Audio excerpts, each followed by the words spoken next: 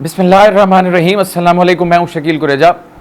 दो अहम मौज़ूआत के ऊपर आज बात करेंगे। एक तो अदालतों के अंदर अहम केसेस की समाअत होने जा रही है, कुछ ही घंटों की बात है, और उन दोनों का डायरेक्टली इनडायरेक्टली ताल्लुक इमरान खान और पाकिस्तान तहरीक इंसाफ के साथ है, और उन दोनों केसेस की जो फेट है वो इमरान खान के लिए और तहरीक इंसाफ के लिए इंतहाई अहमियत की हामिल है।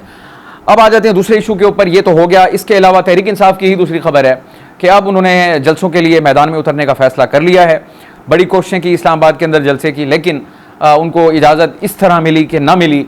तो अब उसको क्या मामला है और कहाँ से जलसों का आगाज़ करेंगे, उसके ऊपर भी तफसील से बात करेंगे।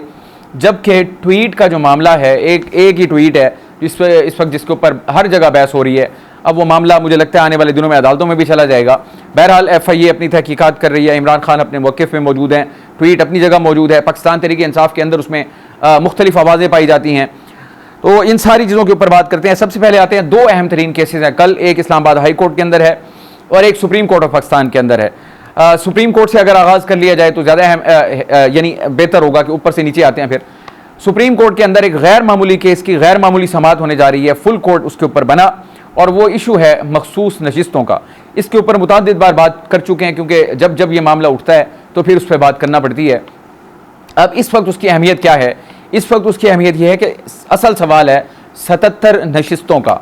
उस 77 नशिस्तों में से 23 जो हैं वो कौमी असम्बली की हैं, और 27 जो है वो पंजाब असम्बली की हैं, 25 KPK असम्बली की हैं, और 2 नशिस्तें सिंध असम्बली की हैं। इन 77 नशिस्तों के ऊपर जो सुन्नी इत्तेहाद काउंसिल है उसका दावा है कि ये उनकी हैं। ये दावा, ये असल मसला है, और वो उनको मिल नहीं रही, इसलिए उनको कभी एक दर, कभी दूसरा, कभी तीसरा, यानी पहले इलेक्शन कमीशन गए, फिर पेशावर हाई कोर्ट गए, और फिर बिलाखिर उनको सुप्रीम कोर्ट आना पड़ा। और अब सुप्रीम कोर्ट के अंदर उनकी सुनवाई होगी और यहाँ का जो फैसला होगा वो हतमी होगा। अब इन 77 नशिस्तों का इस वक्त स्टेटस ये है कि वो खाली हैं, यानी उसके ऊपर कोई शख्स बराजमान नहीं है। अब अगर माजी के अंदर चले जाएं तो सबसे पहले इलेक्शन कमीशन जो है उसने सुन्नी इत्तेहाद काउंसिल को यानी मुस्तरद कर दिया उनकी दरख्वास्त को, और यह करार दिया कि सुन्नी इत्तेहाद काउंसिल इसकी हकदार नहीं है। फिर उसके बाद इलेक्शन कमीशन ने उसको बाकी जमातों में तकसीम कर दिया, और उसके ऊपर हलफ भी उठा लिया अरकान ने। और इस फैसले को जो इलेक्शन कमीशन का था पाकिस्तान तहरीक इंसाफ की जानिब से पेशावर हाई कोर्ट में चैलेंज किया गया। वहाँ 5 रुकनी बेंच बना, उसने भी मुस्तरद कर दिया और फैसला दिया कि सुन्नी इत्तेहाद काउंसिल इन 77 नशिस्तों की हकदार नहीं है, लिहाजा ये सीटें इनको नहीं दी जा सकती। फिर तहरीक इंसाफ ने पेशावर हाई कोर्ट के उस फैसले को सुप्रीम कोर्ट में चैलेंज किया। वहाँ पे 3 रुकनी बेंच बना, और सैयद मंसूर अली शाह जो हैं उनकी सरबराही में, और वो बेंच जो है उसने फैसला ये दिया कि इलेक्शन कमीशन का और पेशावर हाई कोर्ट का फैसला मुअत्तल कर दिया, और इस केस को लार्जर बेंच के लिए जो जजेस कमेटी है जो कि बेंचेस तश्कील देती है उसको भेज दिया। और जजेस कमेटी की जानिब से जो फैसला आया फिर कि इस इशू के ऊपर फुल कोर्ट बना दिया। एक मोअज़्ज़िज़ जज साहिबा जो हैं जस्टिस मुसर्रत हिलाली, वो अलील होने के सबब इस केस के अंदर नहीं है, मतलब शामिल नहीं है बेंच में, जबकि दीगर 13 जज साहिबान जो हैं वो इस केस की समाअत करेंगे।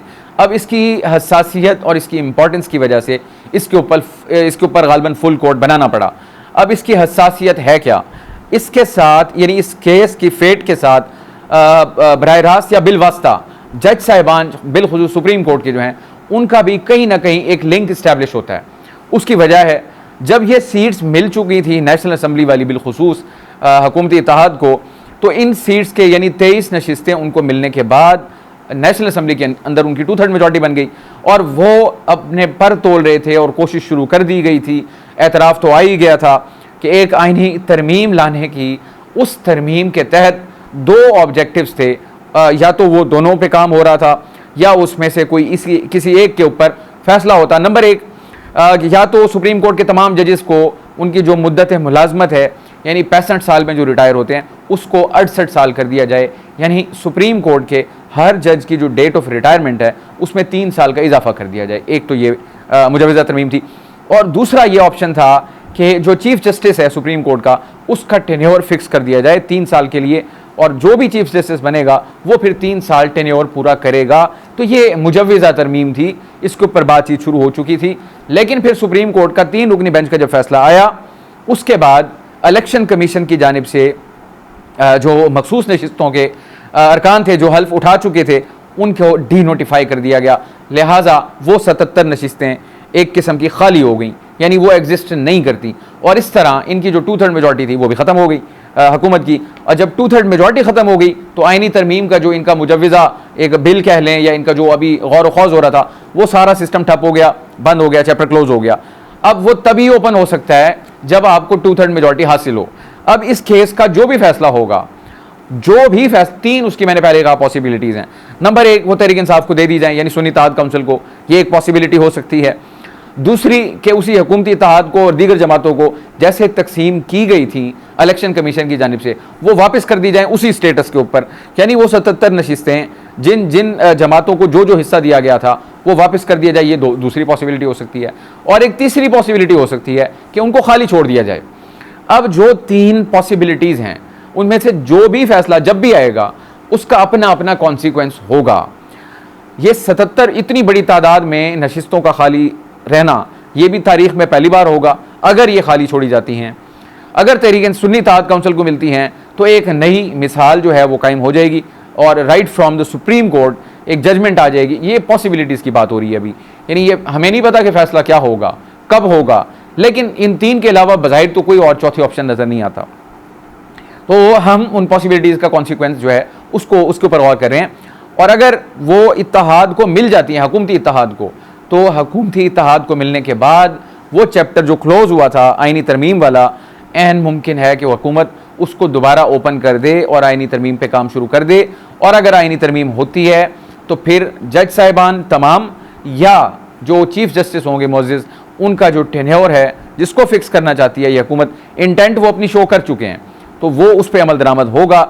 लेकिन अगर ऐसा होता है, ऐसा अगर होता है तो पाकिस्तान तहरीक इंसाफ का मैंने आपको पहले भी गुजारिश की, जो पॉलिटिकल टॉक्स होती हैं या टॉक शोज़ होते हैं या ये जो गुफ्तगू है तहरीक इंसाफ की सियासी हवालों से, उन सब के अंदर वो बरमला इस चीज़ का इजहार कर चुके हैं कि चीफ जस्टिस काजी फ़ाइज़ जो हैं उनके ऊपर उनके एतराज़ात हैं और वो उनसे मतलब इतने कोई ज़्यादा खुश नहीं हैं, उनकी ग्रीवेंसेस हैं उनके ऊपर। यानी आपको याद होगा इमरान खान साहब जब पेशी आए वीडियो लिंक के ज़रिए, तो उस वक्त भी उसने गुजारिश की मुअज़्ज़िज़ चीफ जस्टिस को कि 2 दरख्वास्तें आपके पास ज़ेर इल्तवा हैं, खुदारा उनको लगाएं, तवज्जो दिलाई उस तरफ। तो ये है कि उनकी ग्रीवेंसेस तो अपनी जगह पे हैं और वो खतूत भी लिख चुके हैं उनको। रऊफ़ हसन साहब ऑन रिकॉर्ड हैं, वो कह चुके हैं कि हमें इनके ऊपर एतराज़ात हैं। लेकिन कल उन्होंने जो बात की थी वो ये कि उनकी जो लीगल कमेटी है वो इस चीज़ के ऊपर गौर व खौज कर रही है कि ये जो समात होने जा रही है मखसूस नशिस्तों वाली, जिस बेंच को हेड कर रहे हैं काजी फ़ाइज़ ईसा साहब, और वो फुल कोर्ट बेंच है, आया उस यानी केस के अंदर मुअज़्ज़िज़ चीफ जस्टिस के ऊपर एतराज़ किया जाए या ना किया जाए। अब ये भी कल देखना इंपॉर्टेंट होगा कि पाकिस्तान तहरीक इंसाफ चीफ जस्टिस के ऊपर एतराज़ करती है या नहीं करती। ये अगर फ़र्ज़ कीजिए वो एतराज़, इसके ऊपर बड़ा यानी बहुत ज़्यादा कंट्रोवर्सी हुई, कल का पूरा दिन इस पर बात चलती रही और फिर उधर से एक डिनाइल भी आया कि उनकी तरफ से ऐसा कोई नहीं है। अलबत्ता उनकी लीगल कमेटी के पास ये मामला मौजूद है, इसकी उन्होंने तस्दीक की, इस पर गौर व खौज हो रहा है कि आया उन पर एतराज़ किया जाए या ना किया जाए। लेकिन अगर एतराज़ किया जाता है तो उसमें सबसे अहम देखना होगा कि वो बेस किस चीज़ को बनाते हैं, किस चीज़ को बुनियाद बना के वो उनके ऊपर एतराज़ करते हैं, उस चीज़ को देखना इंपॉर्टेंट होगा। और अगर उनका एतराज़ आता है तो एतराज़ के बाद किसी भी जज के ऊपर कोई भी एतराज़ कर सकता है जो उसमें फ़रीक हो। और लेकिन ये सवाबदीद जज साहब की होती है कि वो ख़ुद को उससे रिक्यूज़ करते हैं या नहीं करते। मिसाल के तौर पर अभी हालिया दिनों में इस्लामाबाद हाई कोर्ट के अंदर 4 मुतफर्रिक दरखास्तें आईं जस्टिस बाबर सत्तार के ऊपर, ऑडियो लीक्स वाले एतराज़ात आए, लेकिन उन चारों को जज साहब की जानिब से 5-5 लाख रुपए का जुर्माना किया गया। तो लेकिन वो बेंच में मौजूद रहे, एतराज़ को मुस्तरद किया उन्होंने। तो उसके मेरिट्स और डीमेरिट्स वो जज मुअज़्ज़िज़ जज जो होते हैं वो खुद डिसाइड करते हैं आया उनको रिक्यूज़ करना है या नहीं करना। बहरहाल ये कल वाला केस जो है इंतहाई अहम होगा तहरीक इंसाफ के लिए, हुकूमत के लिए और कहीं ना कहीं मुअज़्ज़िज़ जज साहिबान जो है उनके लिए भी। मैं शुरू में बात यही की थी, गालिबन इसी खदशे के पेश नज़र कि कल को कोई इसके ऊपर ये पॉलिटिक्स ना करे कि जज साहिबान का क्योंकि जो अपना एक इंटरेस्ट इसमें शामिल था इसलिए फ़लाँ बेंच बनाया गया, पूरे कोर्ट का ही बेंच बना दिया गया है ताकि जो भी फैसला होगा उसमें सबकी राय जो है और सबकी इनपुट जो है वो शामिल होगी। तो देखते हैं कल इस समात में क्या मामला बढ़ता है, कल आपको इसके ऊपर आगाह करेंगे। दूसरे केस के ऊपर आते हैं साइफर। वो इमरान खान साहब के लिए इंतहाई अहमियत का हामिल है। 2 केसेस में इस वक्त वो सज़ा काट रहे हैं। वो जो अडियाला जेल में बैठे हैं वो 2 केसेस की वजह से हैं। एक है साइफर केस, उसमें शाह महमूद साहब और इनको इमरान खान साहब को 10-10 साल की कैद की सज़ा सुनाई गई और वो सज़ा काट रहे हैं। उस सज़ा के खिलाफ अपील जो है वो ज़ेर समात है इस्लामाबाद हाई कोर्ट के अंदर। 28 मई को उसकी समात होनी थी, सरकारी छुट्टी आ गई, लेकिन वो समाअत ना हो सकी और अब वो फिक्स हो गई, अब कुछ ही घंटों की बात है वो समाअत उस पर होगी। लेकिन जो आखिरी समाअत हुई थी साइफर केस की, उसमें मोअज़्ज़िज़ जज साहिबान की जानिब से कहा गया था कि जो आइंदा समाअत होगी उसके ऊपर 1 घंटा दिया जाएगा सरकारी वकील को, यानी प्रोसिक्यूटर को, वो अपने दलाइल मुकम्मल करें और उसके बाद जो इमरान खान साहब के वकील हैं बैरिस्टर सलमान सफदर साहब, उनको 45 मिनट का वक्त दिया जाएगा और वो जवाब अपना जमा करवाएंगे या वहाँ पर देंगे। तो ये कार्रवाई होगी और शाह महमूद के वकील जो है गालिबन उनको कोई 10 मिनट का उन्होंने भी तकाजा किया था, शायद उनको भी दिया जाए। तो इसका मतलब ये बनता है कि शायद ऐन मुमकिन है इसका फैसला जो है उसको महफूज कर लिया जाए और इमरान खान साहब की रिहाई की राह में रुकावट जो है ये वाली एक, यानी उसकी समाअत कंक्लूड हो गई, उनकी दरख्वास्त ज़मानत की, उस समाअत कंक्लूड होने के बाद होता है कि फैसला महफूज हुआ है, वो कभी भी और किसी भी वक्त सुनाया जा सकता है। लेकिन जो समाअत हुई अगर उसके ऊपर नज़र डाली जाए, उसका जो इंप्रेशन उभर के आता है वो ये था कि प्रोसिक्यूशन के पास कोई ऐसा मजबूत इस्तदलाल नहीं था कि इमरान खान साहब की ये सज़ा बरकरार रहे। यानी इन्होंने तो इस चीज़ पे दलाइल देने थे जो सज़ा दी गई वो दुरुस्त दी गई और वो बरकरार रहनी बनती है। जब अदालत की जानिब से सवालात किए गए, सख्त सवालात थे, तो उनका कोई तसल्ली बख्श जवाब जो है वो प्रोसिक्यूशन के पास नहीं था। बज़ाहिर ऐसा महसूस होता है कि शायद ये जो इसका अगर फैसला रिजर्व होता है ये इमरान खान साहब के लिए और तहरीक इंसाफ के लिए एक उम्मीद की किरण बन सकता है। बहरहाल मोअज़्ज़िज़ जज साहब हैं, कल इसके ऊपर देखते हैं आया वो जजमेंट जो है वो रिजर्व होती है या नहीं होती, वो उसका अहवाल भी कल आपके सामने इंशाल्लाह ज़रूर रखेंगे। अब आते हैं पाकिस्तान तहरीक इंसाफ के ऊपर कि उन्होंने मैदान में उतरने का फैसला कर लिया। बड़े तवील अरसे से कोशिश चल रही थी उनकी, 30 मार्च के जलसे की भी ट्राई की लेकिन ना हो सका, फिर उसके बाद एक और जलसे की ट्राई की, ना हो सका, फिर उनका था इरादा 8 जून को इस्लामाबाद के अंदर जलसा करने का, लेकिन 8 जून को जो उनको जलसे की इजाज़त मिली इंतज़ामिया की तरफ से, वो आप यूँ समझ लें कि वो ना मिलने के मुतरादिफ है। यानी उनको इजाज़त ये दी गई कि आप रवात के मकाम पर जाके जलसा करें, जहाँ कोई जलसा का बज़ाहिर नहीं है तो वहाँ पे कहाँ पे करेंगे, फिर KPK से उनके काफ़िले आएँ, इस्लामाबाद से लोग जाएँ या जहाँ जहाँ से उन्होंने बुलाने हैं, तो वहाँ ऐसे, यानी ये ना इजाज़त ना देने के मुतरादिफ थी। और इसके साथ 39 शराइत रखी गई, वो ऐसी शराइत थी जिसका मतलब यह है कि जलसा ना ही करें तो बेहतर है, क्योंकि 39 शराइत में से अगर कोई भी गड़बड़ होगी तो आपने तो शराइत के तहत करना था, फिर पता चले कोई नए मुकदमात बन गए। तो इसमें आफियत जानी तहरीक इंसाफ ने अभी कुछ ही देर कबल उनका इजलास हुआ है, उनकी पार्टी की मरकज़ी क़यादत उसमें शामिल थी, तो उनका फैसला ये हुआ है कि अब वो इस्लामाबाद की बजाय सवात में जलसा करेंगे, जो कि मुराद सईद का कॉन्स्टिट्यूंसी है और आपको पता है उनकी बहुत बड़ी फॉलोइंग है। इमरान खान साहब खुद उनका बड़ा रिगार्ड करते हैं और वो इमरान खान के करीब भी बहुत हैं, गो कि वो इस वक्त अंडरग्राउंड है, तो एक विक्टिमहुड का जो एक फैक्टर है वो भी उनको सपोर्ट करेगा। मुराद सईद की कॉन्स्टिट्यूंसी, मुराद सईद एक तवील अरसे से अंडरग्राउंड, कोई अता पता नहीं उनका, सेनेट के लिए कोशिश की लेकिन ना हो सके, तो विक्टिम कार्ड उनके पास भी है। फिर इमरान खान साहब की कुर्बत जो है उनको हासिल, वो भी एक कंट्रीब्यूटिंग फैक्टर होगा उनके लिए। तो फैसला इनका ये हुआ है कि 8 जून को, ये अभी इसी मेरे ख्याल वीकेंड के ऊपर बनेगा, तो 8 जून को वो सवात के अंदर एक बड़े जलसे की तैयारी कर रहे हैं। और याद रहे KPK है, उनकी अपनी हुकूमत है, उनके वसाइल भी हैं, उनको रुकावट कोई नहीं है, तो इम्कान इसी चीज़ का है कि वो भरपूर पावर शो होगा। लेकिन सबसे अहम चीज़ ये होगी कि वहाँ पर तकारीर क्या होती हैं, उनका मुखातिब कौन होता है, क्योंकि इस वक्त तहरीक इंसाफ कदम फूंक फूंक के रखने की कोशिश कर रही है कि वो जो भी काम करती है, जो भी बात करती है, मसलन ये ट्वीट वाला मामला देख लें, उस वक्त से अब तक वो फंसे हुए हैं उसमें। अब उसी ट्वीट के अंदर तकारीर वाला वो मामला उस वक्त देखेंगे जब आएगा, तो उसके अंदर अलबत्ता उनका जो तहरीक तहफ़्फ़ुज़ आईन पाकिस्तान है, ग्रैंड लाइन्स, उसकी क़यादत भी वहाँ शामिल होगी। तो ये मिलकर मुत्तफ़िक़ का तौर पर एक बड़ा जलसा करने जा रहे हैं। अहम तरीन चीज़ होगी तकारीर, और उनका मुखातिब कौन है ये देखना इंपॉर्टेंट होगा। खैर, उन्होंने मैदान में उतरने का फैसला किया। ट्वीट वाले इशू के ऊपर, ट्वीट का मामला जो है, इमरान खान साहब ने तो जवाब कोई नहीं दिया FIA की कमेटी को।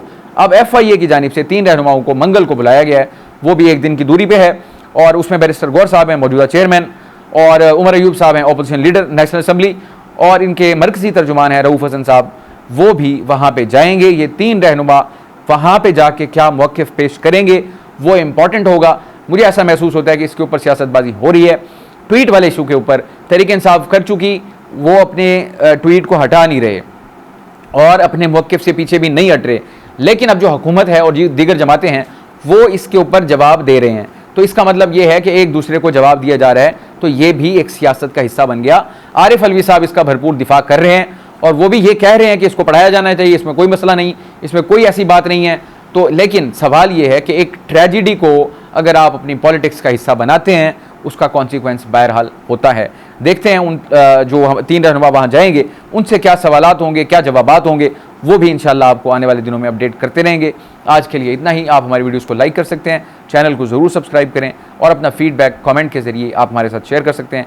आपसे इंशाल्लाह कल मुलाकात होगी। इजाज़त दीजिए। अल्लाह हाफ़िज़।